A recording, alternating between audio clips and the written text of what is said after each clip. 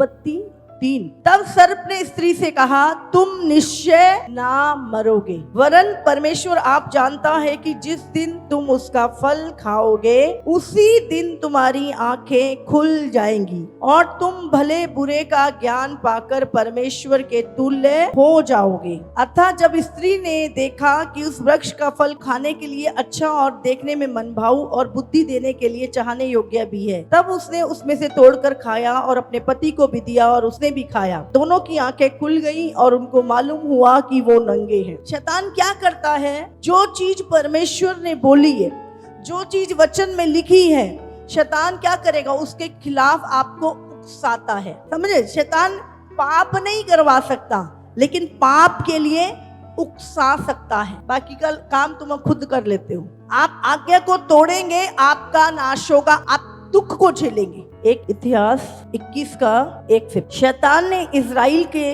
विरुद्ध उठकर दाऊद को उकसाया कि इजराइलियों की गिनती ले। अब इसमें कौन सी गलत बात है? सेना की गिनती तो लेनी है। बहुत बार हमें बहुत सारी चीजें जब शैतान हमें उकसाता है गलत नहीं लगती। ये करने में क्या बुराई है? सारी दुनिया कर रही है, मैं भी कर रहा हूं, तो कौन सी बुराई है इसमें? दाऊद को उसको शैतान ने उकसा दिया। उसके बाद भी उसका साथी था, उसने बोला, योआब ने कहा, यहोवा की प्रजा कितनी भी क्यों ना हो, वो उसको 100 गुना बढ़ा दे, परंतु हे मेरे प्रभु, हे राजा, क्या ये सब राजा के अधीन नहीं है? मेरा प्रभु ऐसी बातें क्यों चाहता है? वह इजराइल पर दोष लगाने का कारण क्यों बने? फिर भी नहीं माना। और क्या हुआ? जब उसने गिनती करी 70,000 लोग मर गए। शैतान जब आपको उकसाता है आज्ञा को तोड़ने के लिए, तो वो आपकी भलाई कभी नहीं हो सकती। अभी दाऊद समझ गया, मैंने मूर्खता का काम किया। उसने कहा सजा तो मिलेगी। अब 3 विपत्तियां, बोल क्या चाहिए? उसने कहा नहीं, मैं प्रभु के हाथ में ही पड़ूं। और 3 दिन महामारी। किसका नुकसान हुआ? तो दाऊद वो आपसे करवाएगा नहीं, पर आपको करने के लिए उकसाएगा। वो पीले पीले कुछ नहीं होगा। वो आज चर्च मत जा, क्या हो जाएगा? एक दिन नहीं जाएगा तो तू। जिन लोगों ने एक दिन का कॉम्प्रोमाइज किया ना, आज वो पता नहीं कहां पे हैं, क्योंकि शैतान ने उनको बोला, देखा तू नहीं गया तो कुछ हुआ थोड़ा नहीं। और ऐसे करते करते आज वो लोग उस गर्त में हैं। प्रेरित तो 5 या 3 में पतरस ने कहा, हे हनन्याह, शैतान ने तेरे मन में ये बात क्यों डाली कि तू पवित्र आत्मा से झूठ बोले और भूमि के दाम में से कुछ रख छोड़े। छोटे मोटे झूठ ही हमें लगता है कि बोल देंगे, कोई बात नहीं, फिर क्या है? कौन ये बात मन में डालता है कि तू उससे झूठ बोल देना, तू अभिषिक्तों से झूठ बोल देना, तू प्रभु के दासों के सामने जाके झूठ बोल देना? शैतान डालता तुम्हारे मन में। जैसे ही उन्होंने झूठ बोला, वो उसी समय उस जगह पे गिरा और मर गया।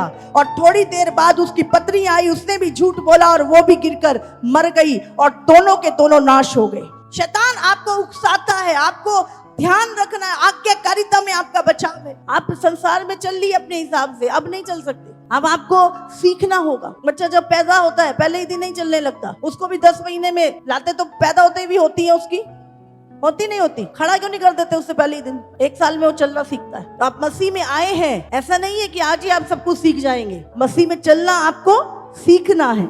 आप पहले ही दिन प्रार्थना करना नहीं सीख जाते, क्योंकि परमेश्वर का वचन जो कुछ आपने दुनिया में सीखा है उसके विरुद्ध है। सबसे पहले तो वो आपको ही उकसाता है। उसके बाद जब आपने निर्णय कर लेते हैं प्रभु के वचन पे चलने का, फिर वो लोगों को उकसाता है कि आपके विरुद्ध काम करें। अगर आप शैतान के उकसावे में नहीं आ रहे हो, तो याद रखो आप अपनी मंजिल की ओर बढ़ रहे हो।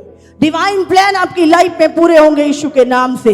मत्ती 4 में लिखा है, तब आत्मा यीशु को जंगल में ले गया ताकि इब्लीस से उसकी परीक्षा हो। वो 40 दिन और 40 रात निराहार रहा। तब उसे भूख लगी। तब परखने वाले ने पास आकर उससे कहा, यदि तू परमेश्वर का पुत्र है तो कह दे कि ये पत्थर रोटियां बन जाएं।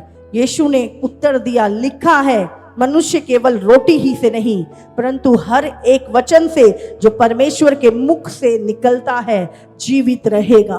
तब इब्लीस उसे पवित्र नगर में ले गया और मंदिर के कंगूरे पे खड़ा किया और उससे कहा, यदि तू परमेश्वर का पुत्र है तो अपने आप को नीचे गिरा दे, क्योंकि लिखा है, वे तेरे विषय में अपने स्वर्गदूतों को आज्ञा देगा कि वे तुझे हाथों हाथ उठा लें, कहीं ऐसा ना हो कि तेरे पांव में पत्थर से ठेस लगे। कोबरा के सामने आके बैठ जाओ सिर नीचे करके, और वो तुम्हें डस ले, प्रभु बचाएगा, आपको कोई मारने के लिए कोई जहरीली चीज दे दे जानबूझ के, तब परमेश्वर ने वहां पे वो चीज लिखी है। लेकिन तू धर्मी होना चाहिए। ये वचन पापियों के लिए नहीं लिखे, ये वायदे पापियों के लिए नहीं है, ये वायदे धर्मियों के लिए हैं, जो प्रभु के वचन को सुनकर थर थर कांपते हैं। जब शैतान आपको उकसाएगा तो याद रखिए, वो आपको शरीर के फायदे दिखाएगा, आत्मा के नहीं कभी। तू ऐसा कर ले, तुझे ये मिल जाएगा, ये देख कितना अच्छा हो जाएगा, ऐसा हो जाएगा, होएगा कुछ नहीं। प्रभु की आज्ञा तोड़ के कभी भी आप आशीषित नहीं हो सकते। प्रेरितों के काम 13:50। परंतु यहूदियों ने भक्त और कुलीन स्त्रियों को और नगर के प्रमुख लोगों को उकसाया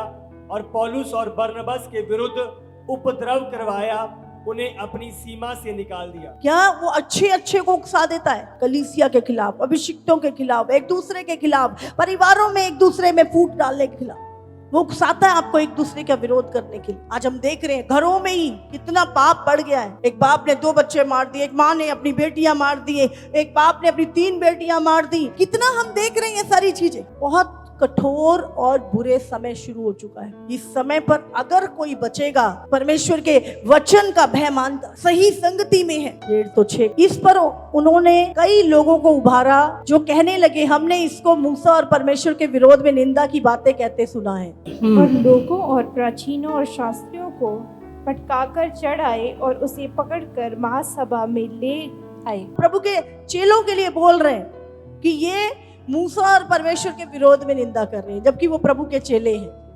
वो बोल ही नहीं सकते। आज लोग उन बातों पे विश्वास करते हैं जो प्रभु के जन बोल ही नहीं सकते। क्या करते हैं? लोगों को भड़का के, भरमा के, वो ऐसा कर रहे हैं, वो गलत कर रहे हैं, चलो चलो चलो उनको मारे, उनके ऊपर चढ़ा।